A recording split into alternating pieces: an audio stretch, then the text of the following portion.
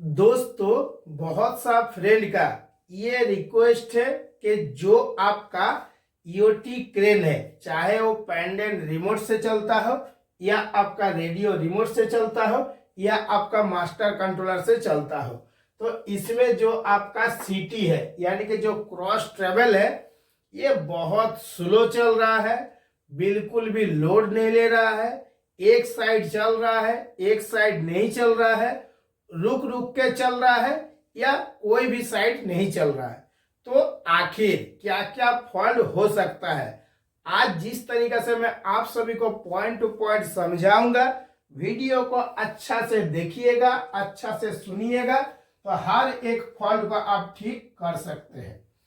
जो आपका crane operator है, अगर आपको बताया है कि सीटी बिल्कुल भी लोड नहीं ले रहा है, तो उस टाइम आपको साथ में एक मल्टीमीटर लेना है और बाल फोल्डर लेना है।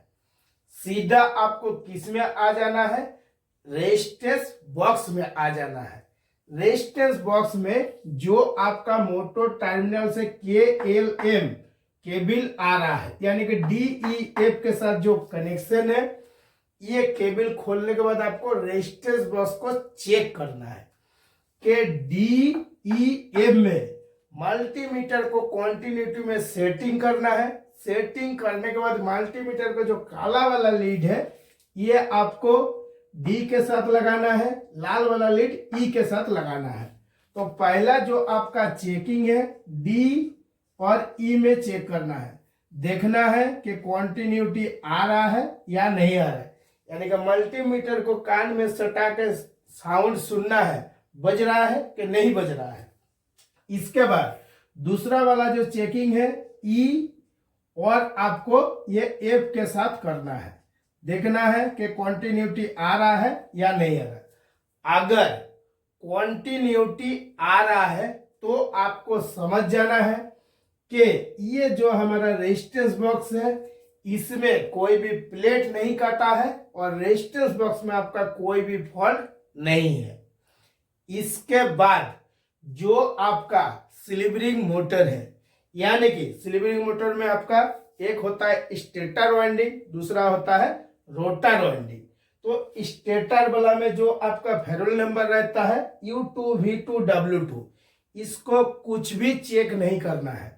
सीधा जो आपका रोटर वाला केबल है KLM, इसको आपको चेक करना है कि जो आपका KLM रेजिस्टेंस बॉक्स में आया है मोटर टर्मिनल से, ये जो केबल खोल के रेजिस्टेंस बॉक्स का आपने कंटिन्यूटी देखे थे, उसी केबल में KLM में आपको देखना है कि तीनों में कंटिन्यूटी आ रहा है या नहीं आ रहा है। ठीक है, तो उस टाइम आपका किस टाइप से चेक होगा ना, इस टाइप से आपको चेक करना है और उस टाइम भी आपको कंटिन्यूटी में ही चेकिंग करना है। एक बार चेक करना है K और L में, फिर दूसरा बार आपको L और M में, और तीसरा बार में M और K में चेक करना है।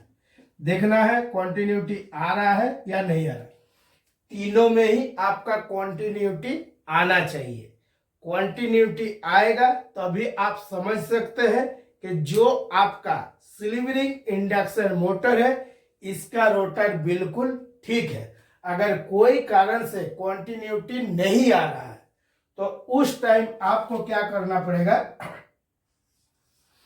सीधा आपको मोटर टर्मिनल में जाना है और ये आपका जो क्रेन ऑपरेटर है, ये आपको ये बोल सकता है कि सीटी रुक रुक के चल रहा है, सीटी लोड नहीं ले रहा है, सीटी बहुत स्लो चल रहा है, कुछ भी आपको बोल सकता है। लेकिन मैं जिस तरीके से बता रहा हूं, ये जितना सारा फॉल्ट है, सिर्फ दो फॉल्ट छोड़ के कि एक साइड चल रहा है, एक साइड नहीं चल रहा है, और जो बिल्कुल नहीं चला, ये दो फॉल्ट छोड़ के जितना सारा फॉल्ट का चेकिंग में बताऊंगा सेम रहता है।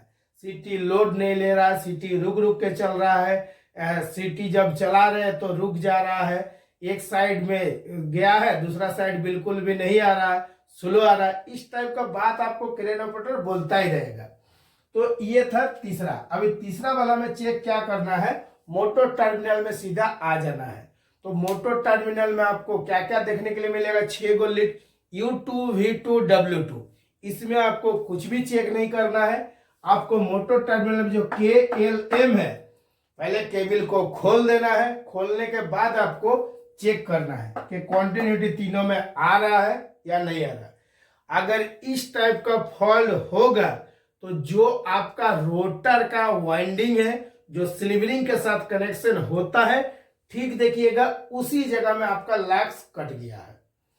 और लैक्स जब कट जाएगा तो ये जो मैं चेक करने का कंटिन्यू में बताया हूं, कभी भी कंटिन्यूटी नहीं बताएगा। तो आप थोड़ा परेशान हो जाइएगा, केबल में कंटिन्यूटी नहीं बता रहा है, अभी केबल पूरा ट्रॉली से होते हुए आ रहा है, आप पूरा ढूंढ ढूंढ के थक जाइएगा कि ट्रॉली में तो केबल कटा कहीं नहीं है, तो आखिर फॉल्ट कहाँ पे है।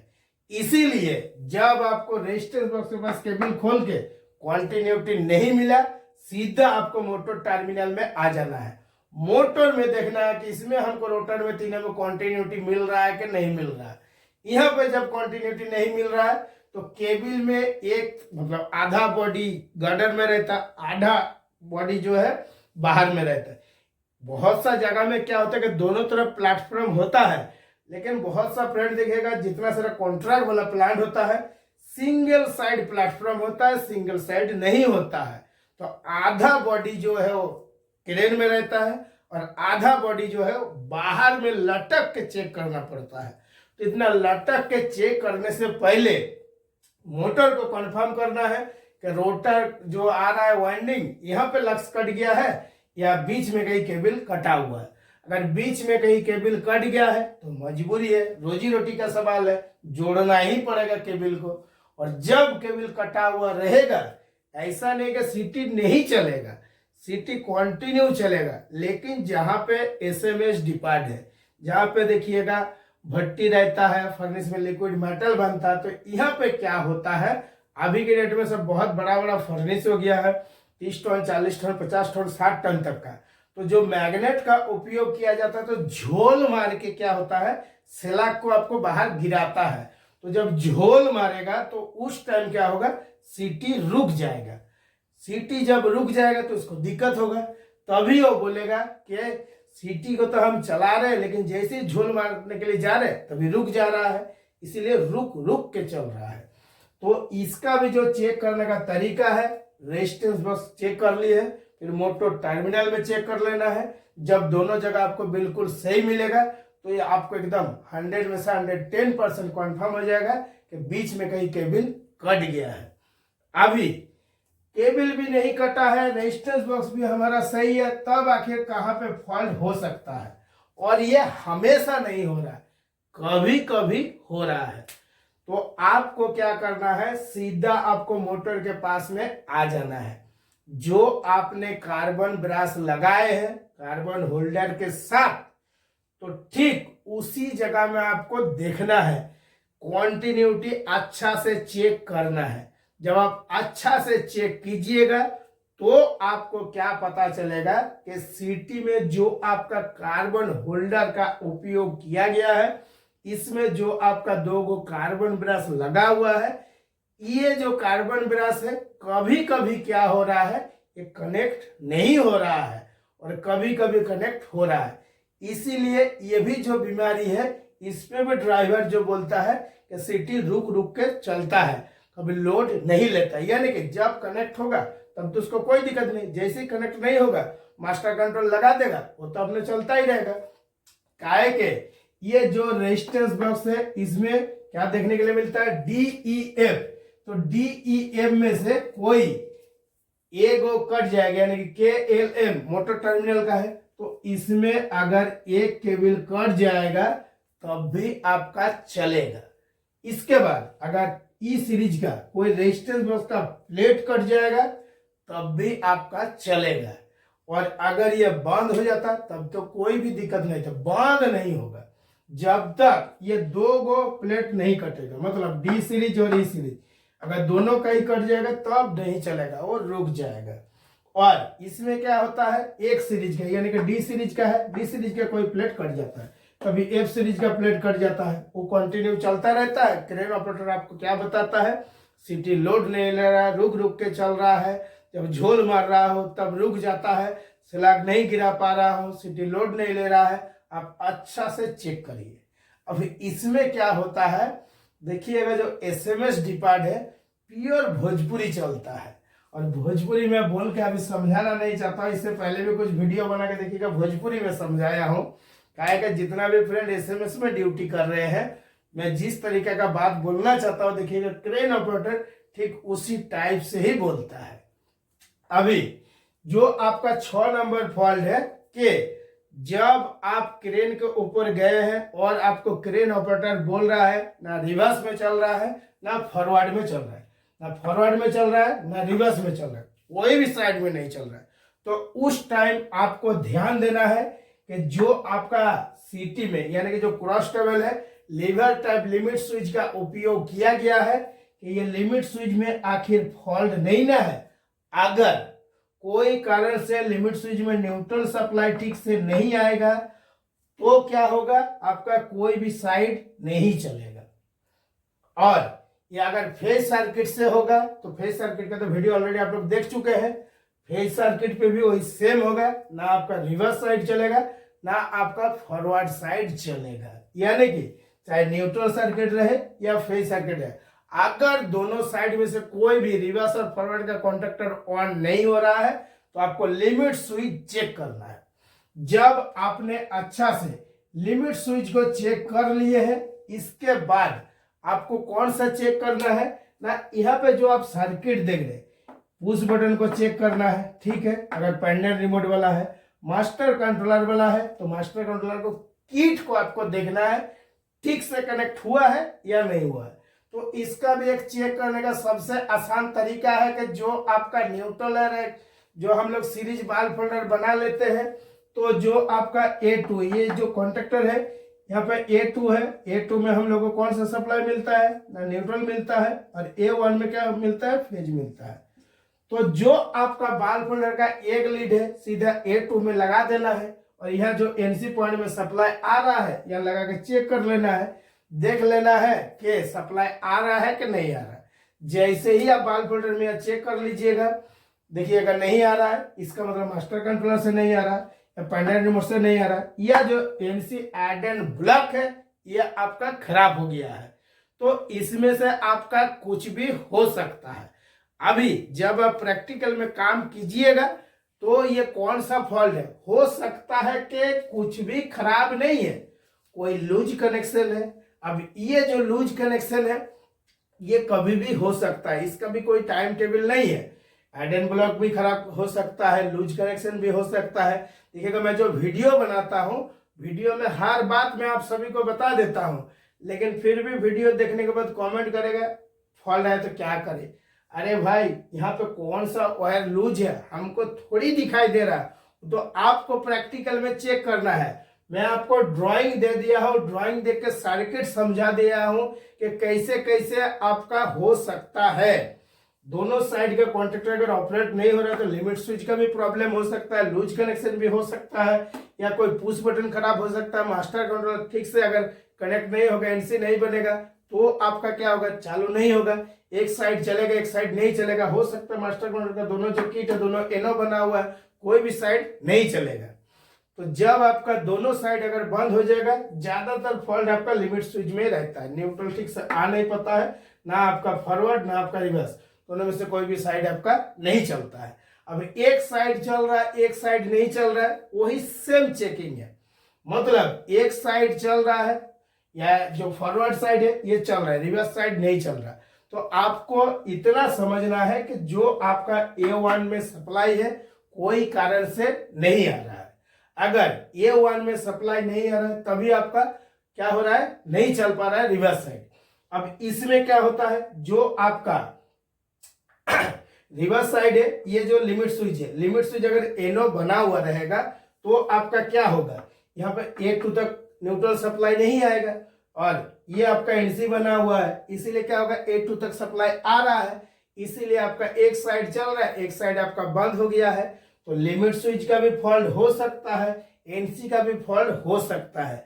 ये आपको खुद से अच्छा से सर्किट को समझ के चेक करना पड़ेगा कि कौन सा सप्लाई किधर जा सकता है। जब दिमाग पे जोर डालिएगा तो ऑटोमेटिक फॉल्ट जो है वो ठीक हो जाएगा।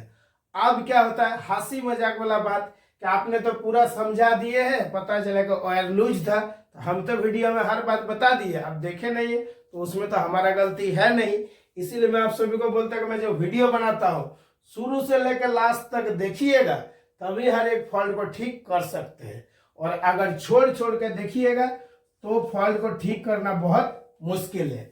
अब इसमें क्या होता है कि सीटी जो पैनल यानी कि जो क्रॉस टेबल है, तो इसमें जो आपका रिवर्स साइड है फॉरवर्ड साइड है कुछ भी नहीं चल रहा है, ना स्टेप का कॉन्टेक्टर काम कर रहा है। तो जो आपका प्रोडक्टिव पैनल से सप्लाई आ रहा है एमसीबी में, तो एमसीबी में तो आपको चेक करना पड़ेगा, चाहे मल्टीमीटर से अगर चेक करिएगा तो अगर न्यूट्रल कटा हुआ रहेगा तो यहाँ पे फॉर एग्जांपल 110 वोल्ट मल्टीमीटर से बता रहा है, लेकिन कोई भी साइड आपका चल नहीं रहा। तो मैं हमेशा आप सभी को बताता हूँ कि जो आपका सीरीज लैम्प है, जो आपका हम लोग 2 गो बाल फोल्डर दे के बनाते हैं, ये सीरीज लैम्प से चेक करिए। इसमें क्या होता है, 2 गो बल्ब लगा हुआ रहता है 100 वाट का, ठीक है। ये 415 वोल्ट पे भी उपयोग कर सकते हैं, 110 वोल्ट पे भी उपयोग कर सकते हैं, 220 वोल्ट एसी पे भी उपयोग कर सकते हैं।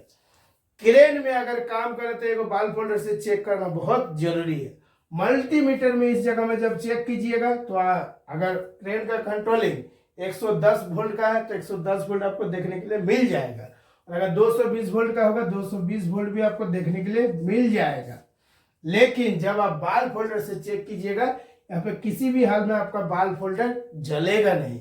मल्टीमीटर में क्या होता है कि रिटर्निंग सप्लाई पकड़ के आपको वोल्टेज बता देता है, बाल फोल्डर रिटर्निंग सप्लाई में किसी भी हाल में यहाँ पे जलेगा नहीं, ना इनपुट में जलेगा ना आउटपुट में जलेगा। तो सीधा सा बात है, कोई भी साइड आपका सीटी का ना रिवर्स ना फॉरवर्ड कोई भी साइड नहीं चलेगा। अभी जब आप इतना चेक कर रहे हैं और ये जो मैं फॉल्ट के बारे में आप सभी को बता रहा हूं, अगर आप प्रैक्टिकल में काम किए हैं तो जितना भी फॉल्ट मैं बोलूंगा सेम टू सेम देखिएगा आपका मैच हो जाएगा। अभी जब आप ये जो पैडल रिमोट का पुश बटन वाला रहता है, पुश बटन को जब आप रिवर्स साइड दबा रहे हैं तो रिवर्स साइड क्या हो रहा है, रिवर्स साइड आपका चल रहा है, लेकिन फॉरवर्ड साइड जब दबा रहे हैं तो फॉरवर्ड साइड में मतलब एक साइड नहीं चल रहा है। तो यहाँ पे जो सर्किट है, ये जो एनो पुश बटन है, जब आप दबा रहे हैं तो यहाँ पे आपका कनेक्ट हो रहा है क्या ना एनसी बन रहा है। तो जो रिवर्स के साथ और एक एनसी एडन यानी कि एनसी एलिमेंट का उपयोग किया गया है, ये जो है ये आपका एनसी बना हुआ रहेगा तभी तो आपका A1 तक सप्लाई आएगा, और जब तक इसको आप चेक नहीं कीजिएगा तब तक आपको फॉल्ट मिलेगा ही नहीं। इसीलिए स्टेप बाय स्टेप चेक करने का तरीका अगर सीख लेते हैं तो हर फॉल्ट को ठीक कर सकते हैं। अभी 10 नंबर जो फॉल्ट है इसके बारे में आपको अच्छा से समझना है कि जो आपका एमसीसीबी है ये आपका 12 घंटा या आपका 36 घंटा या 72 घंटा या 2 दिन बाद कभी कभी आपका ट्रिप हो जाता है। तो इसमें आपका सिर्फ 2 गो कारण है। जो आपका रेजिस्टेंस बॉक्स से केबल आ रहा है KLM, ये अगर ग्राउंड होगा तो 12 घंटा 36 घंटा 72 घंटा बाद कभी कभी जो एमसीबी है यानी कि मिनीचर सर्किट ब्रेकर या एमसीसीबी है मोल्डेड के सर्किट ब्रेकर, तो इसमें क्या होता है कि कभी कभी आपका ट्रिप हो जाता है। तो आपको ध्यान में रखना है कि जो आपका रेजिस्टेंस बॉक्स से केबल आ रहा है सिल्वरिंग मोटर में, ये केबल ग्राउंड होगा या हमेशा ग्राउंड नहीं होता है, कभी कभी ग्राउंड होता है। जब कभी कभी वाला बीमारी आता है उसी टाइम आपको चेक करना है ये जो केबल है ये आपका कोई कारण से ग्राउंड नहीं हो रहा है ना, तो आप बोलिएगा कि रेजिस्टेंस बॉक्स का जो केबल था हमने नया लगा दिया है, तब भी आपका कभी कभी ट्रिप हो रहा है। तो आपको इतना एक्सपीरियंस बना लेना है कि अगर कभी कभी ट्रिप हो रहा है तो ये जो आपका पावर सर्किट है इसमें चाहे आपका रिवर्स साइड या फॉरवर्ड साइड एमसीसीबी कोई एक जगह में क्या हो रहा है कि कोई कारण से सिंगल फेज हो रहा है। इसके वजह से जब सिंगल फेज हो रहा है तभी आपका ट्रिप हो जा रहा है। और अगर ये सर्किट में डीएम्पियर लगा के रखते हैं, डिजिटल मोटर प्रोटेक्शन रिले, तो आपको तुरंत 1 सेकंड में कन्फर्म हो जाएगा कि सिंगल फेज हुआ है या नहीं हुआ है, क्योंकि इसमें जो फेज फेलियर का सेटिंग दिया हुआ रहता है वही कन्फर्म कर देता है कि सिंगल फेज हुआ था या नहीं हुआ था। इसके बाद जब सारा चीज ओके है, यह पैनल का पावर सर्किट आपने चेक कर लिए हैं, रेजिस्टेंस बॉक्स चेक कर लिए, कंट्रोल सर्किट चेक कर लिए हैं, लेकिन ना आपका रिवर्स साइड चल रहा, ना आपका फॉरवर्ड साइड चल रहा है। मास्टर कंट्रोल रिवर्स में भी लगा के देख लिए, फॉरवर्ड में भी लगा के देख लिए, कोई भी साइड नहीं चल रहा है और हर चीज आपका ओके है।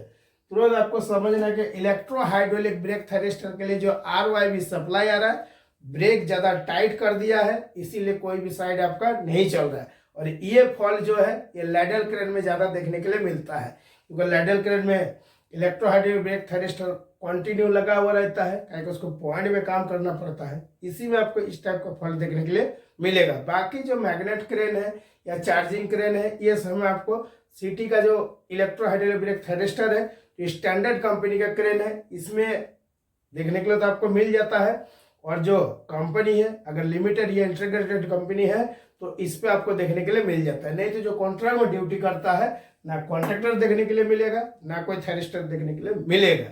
लेकिन चाहे कॉन्ट्रैक्ट में रहे या कंपनी से रहे, आपको नॉलेज बना के रखना है कि ब्रेक अगर ज्यादा टाइट कर देगा तो हमारा हर चीज ओके रहेगा, तब भी आपको मोटर को घूमने नहीं देगा, ना आपका रिवर्स साइड चलेगा ना आपका फॉरवर्ड साइड चलेगा। उस टाइम जब आप पैनल खोल के चेक करिएगा, देखिएगा जो पावर का कॉन्ट्रैक्टर है ये तो आपको ऑपरेट हो रहा है, लेकिन मोटर घूम क्यों नहीं रहा है, तो ब्रेक टाइट के चलते भी कभी कभी होता है। तो दोस्तों अगर वीडियो को शुरू से लेकर लास्ट तक देखे हैं तो आपके अंदर में डाउट नहीं आएगा, और नहीं देखे हैं तो आप हमारे ऑनलाइन क्लास ज्वाइनिंग कर सकते हैं। गूगल मीट एप्लीकेशन में क्लास होता है रात को 9:30 बजे से लेकर कंटिन्यू, जब तक आप क्वेश्चन पूछिएगा तब तक हमारा काम है समझाना। जब तक आपका डाउट क्लियर नहीं होगा तब तक आपका कंटिन्यू क्लास चलता रहता है। आज के वीडियो के लिए इतना ही। नमस्कार, जय हिंद।